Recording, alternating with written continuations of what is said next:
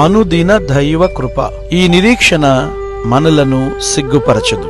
యేసు జన్మించిన 8వ రోజు యోసేపు మరియలు యేసుని ప్రతిష్ఠ చేయటానికి యెరూషలేము దేవాలయములోనికి తీసుకుని వచ్చారు. సున్నతి చేయించడానికి, బలులర్పించడానికి, నామకరణము చేయడానికి. ఆ సందర్భంలో చాలా కురు వృద్ధుడైన సిమియోను అను ఒక వ్యక్తి బాలుడైన యేసుని చూచి, నాథా, నీ దాసుడైన నన్ను సమాధానముతో పోనిమ్ము అని పరలోకపు తండ్రికి ప్రార్థించాడు. దాని అర్థం ఏంటంటే, ఇన్ని రోజుల నుంచి, ఇన్ని సంవత్సరాల నుంచి నేను ఎదురు చూసినది, నేను నిరీక్షించింది ఈ మెస్సయ్యను చూడటానికే.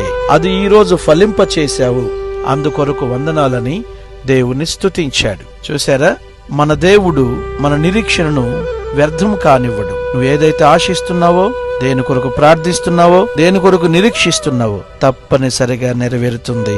మన ప్రభు నెరవేరునట్లు చేస్తాడు. God bless you.